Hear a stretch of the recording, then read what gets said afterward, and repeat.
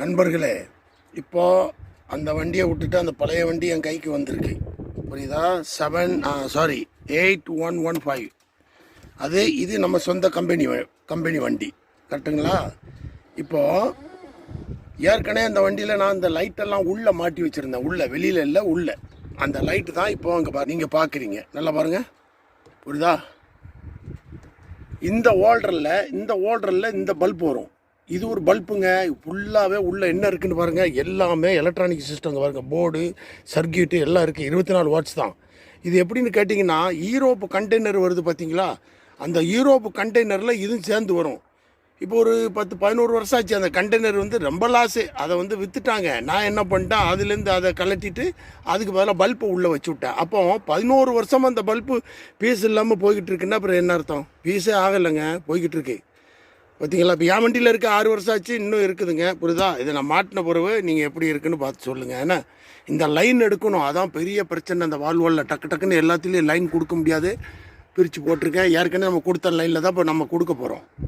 இந்த பல்ப் எப்படி எரியும் தெரியுமா? அங்கே பாருங்கள், நான் சும்மா அந்த சிகரெட் லைட்டரில் போட்டு செக் பண்ணுறேன். 24 வோல்ட்டு ஓல்ட்ரு, சரியா?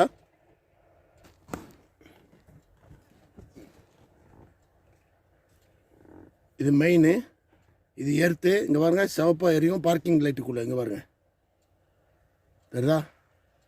எப்படி நல்லாயிருக்கும்.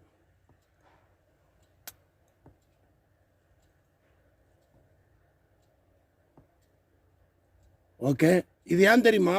சின்ன பல்பு பீஸ் போயிட்டால் கூட இந்த பல்பு போகாது. அதுக்காக ஒரு பல்பு இப்படி போட்டிருக்காங்க.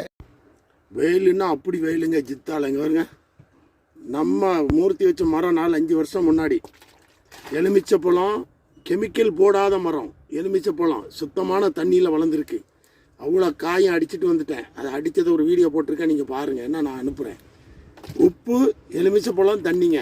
கட்டி செம்ம சாத்து. வெயில் அப்படி இருக்குது. இந்த வேலை நடக்குன்னா 3 மணி நேரம் ஆயிரும் எனக்கு. எல்லாருக்கும் தான். நீங்கள் இல்லை இருந்தால் கண்டிப்பாக கொடுத்துருவேன். அப்பா அல்ஹம்துலில்லாஹ். சும்மா சொல்லக்கூடாது, டேஸ்ட் அப்படி இருக்குது. ரொம்ப நன்றி. கண்டிப்பாக வருவேன். உங்களோட நான் கண்டிப்பாக குடிப்பேன். தண்ணி, எலுமிச்சை பழம் ஜூஸு. யாராவது தப்பாக ராங்காக மெசேஜ் பண்ணிட போகிறாங்க. நன்றி.